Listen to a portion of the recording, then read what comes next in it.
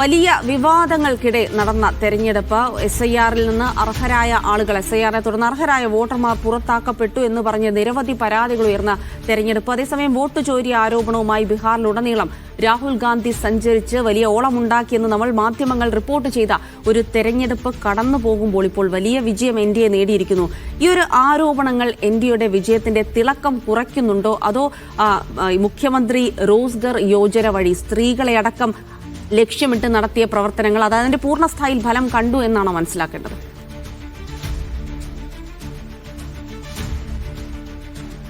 ഈ ഒരു NDAയുടെ നേടിയൊരു വിജയത്തിന് പല ഘടകങ്ങളുണ്ട്. പക്ഷേ എങ്കിലും ഈ കോൺഗ്രസ് ഉയർത്തിയ വോട്ട് ചോരി ആരോപണം പൂർണ്ണമായും ഇല്ലാതാക്കുന്നതല്ല ഈ വിജയം. കാരണം ഇപ്പോൾ നമ്മൾ മണ്ഡലങ്ങൾ എടുത്ത് പരിശോധിച്ച് കഴിഞ്ഞപ്പോൾ ഒരു 15 മണ്ഡലങ്ങളിലും എങ്കിലും നമുക്ക് ഒരു 3 അക്ക സംഖ്യയിലാണ് ഭൂരിപക്ഷം നടത്താൻ കഴിഞ്ഞിരിക്കുന്നത്.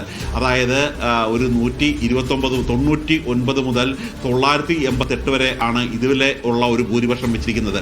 അതായത് ഇപ്പോൾ പല മണ്ഡലങ്ങളിൽ നിന്നും പല നിയോജകമണ്ഡലത്തിൽ നമ്മൾ നേരിട്ട് പോയി റിപ്പോർട്ട് ചെയ്തതാണ്. പല ബൂത്തുകളിൽ നിന്നും 5 പേരെയോ 4 പേരെയോ വോട്ട് റദ്ദാക്കിയവരെ നമുക്ക് കണ്ടെത്താൻ കഴിഞ്ഞിരുന്നു.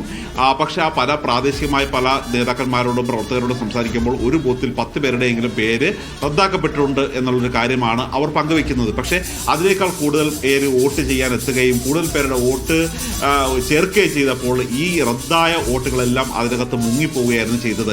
മാത്രമല്ല സുപ്രീം കോടതിയിലടക്കം നിരന്തരം പറഞ്ഞതാണ് നിങ്ങൾ ഒരു റദ്ദാക്കിയ വോട്ടുകളുടെ ലിസ്റ്റ് കൊടുക്കാൻ. അത് ഇതുവരെ നൽകിയിട്ടില്ല. അതൊരു എപ്പിക് നമ്പർ അടിച്ചു നോക്കിയാൽ ഇവർക്ക് തന്നെ മനസ്സിലാക്കാം എന്നുള്ളൊരു കാര്യം ആണ് പറഞ്ഞിരുന്നത്. അതുകൊണ്ട് എത്ര വോട്ടാണ് കൃത്യമായി നഷ്ടമായത് എന്നുള്ളൊരു കാര്യം മനസ്സിലായിട്ടില്ല. മാത്രമല്ല നമ്മൾ ബീഹാറിൽ വിദ്യാവൻ സംഘം പ്രചരണം നടത്തി കഴിഞ്ഞപ്പോൾ അവിടെ എത്തിക്കഴിഞ്ഞപ്പോൾ റിപ്പോർട്ടിങ്ങിന് എത്തിക്കഴിഞ്ഞപ്പോൾ ഈ പല വോട്ട് റദ്ദായ ആൾക്കാരും അവർ ദളിത്, മഹാദളിത്, ന്യൂനപക്ഷ വിഭാഗത്തിൽപ്പെട്ടവരായിരുന്നു. അതായത് BJPക്ക് ഒരു സാധ്യതയും വോട്ട് കിട്ടാൻ സാധ്യതയില്ലാത്ത ആൾക്കാരുടെ അതൊരു മഹാസഖ്യത്തിന് വോട്ട് കിട്ടാൻ സാധ്യതയുള്ളവരുടെ വോട്ട് തന്നെയാണ് അവർക്കില്ലാതായത്. അതുകൊണ്ട് വോട്ട് ചോരി ആരോപണം അത് പൂർണ്ണമായും ഇതിൻ്റെ ഒരു അടിസ്ഥാനത്തിൽ കഴുകിക്കളയാൻ കഴിയില്ല എന്ന് തന്നെയാണ് ഒന്നാമത്തെ ചോദ്യത്തിൻ്റെ ഉത്തരം. രണ്ടാമത്തത് ഈ തേജസ്വി യാദവിനോട് തേജസ്വി യാദവിൻ്റെ പ്രായത്തേക്കാൾ രാഷ്ട്രീയ പ്രായമുള്ള ഒരാളാണ്, ഒരു സീസണൽ രാഷ്ട്രീയക്കാരനാണ് നിതീഷ് കുമാർ. തേജസ്വി യാദവ് ആദ്യം തന്നെ എല്ലാവർക്കും പെൻഷൻ പദ്ധതിയായി 1500 രൂപ നൽകും എന്ന് പറയുമ്പോൾ നിലവിൽ 400 രൂപ എന്ന പെൻഷൻ അദ്ദേഹം 1100 രൂപയാക്കിയാണ് നിതീഷ് കുമാർ ചെയ്യുന്നത്. ബാക്കി അധികാരത്തിലെത്തിയതിനു ശേഷം ചെയ്യാമെന്ന് പറയുന്നു. 10,000 രൂപ ഓരോ സ്ത്രീകളുടെ അക്കൗണ്ടിലേക്ക് ഇട്ടുകൊടുക്കുന്നു.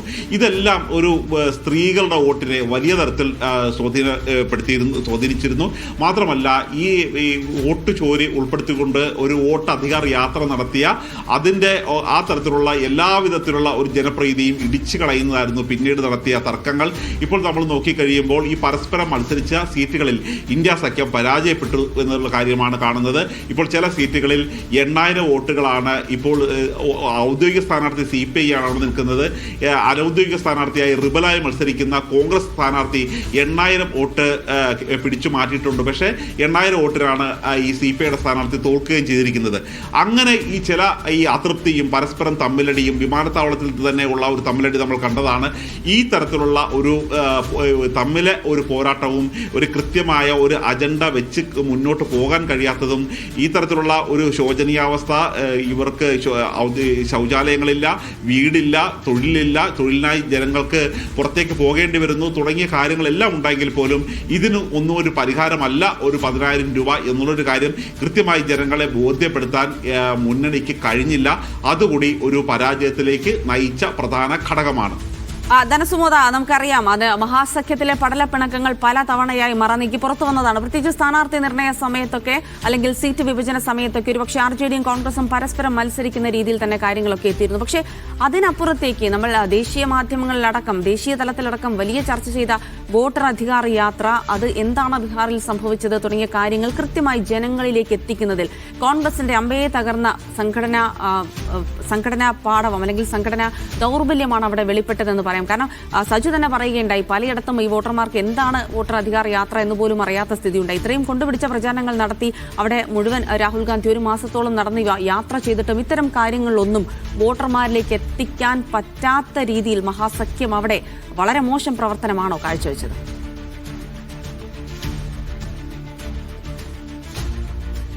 ഈ ഈ യുദ്ധതന്ത്രത്തിൽ ജിൽസി പറയുന്ന ഒരു പ്രധാനപ്പെട്ട ഒരു വാചകമുണ്ട്. നിങ്ങളുടെ തേരുകളും ആനകളുമല്ല നിങ്ങളെ യുദ്ധത്തിൽ സഹായിക്കുന്നത്, വിജയത്തിലേക്ക് നയിക്കുന്നത് കാലാൾ പടയായിരിക്കുമെന്ന്. അതായത് ഈ രാഹുൽ ഗാന്ധി ഉന്നയിച്ചിരിക്കുന്ന ഈ വോട്ടറധികാർ യാത്ര, അദ്ദേഹം ആ ആശയം താഴെത്തട്ടിലേക്ക്, ജനങ്ങളിലേക്ക്, അതായത് കോൺഗ്രസ്സുകാർ അല്ലാത്തവരിലേക്ക് എത്തിക്കേണ്ടത് താഴെത്തട്ടിലെ ആളുകളാണ്, താഴെത്തട്ടിലെ പ്രവർത്തകരാണ്. അവിടെ കൃത്യമായി ഒരു DCC ഇല്ല, ബ്ലോക്കില്ല, മണ്ഡലം കമ്മിറ്റികളില്ല. അങ്ങനെ ഈ കേരളത്തിലെ ഒരു സംഘടനാ സംവിധാനത്തിന്റെ പോലും ഒരു 50-1 സംവിധാനം പോലും ഇല്ലാത്ത ഒരു സംസ്ഥാനമാണ് കേരളം.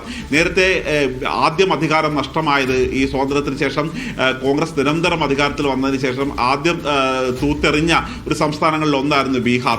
പിന്നീട് ആ സംസ്ഥാനത്തിലേക്ക് തിരികെ പ്രവേശിക്കാനായിട്ട്, അധികാരത്തിലേക്ക് തിരികെ എത്താനായിട്ട് കോൺഗ്രസിന് കഴിഞ്ഞിട്ടില്ല. പക്ഷേ ഈ കോൺഗ്രസിന് കഴിയാതിരിക്കുന്നതിൻ്റെ പ്രധാനപ്പെട്ട ഘടകം എന്ന് പറയുന്നത് തന്നെ ഈ താഴെത്തട്ടിലെ ഒരു കമ്മിറ്റികൾ പുനരുജ്ജീവിപ്പിക്കാനോ അല്ലെങ്കിൽ താഴെത്തട്ടിൽ കമ്മിറ്റികൾ രൂപീകരിക്കാനോ കോൺഗ്രസിന് കഴിയുന്നില്ല എന്നുള്ള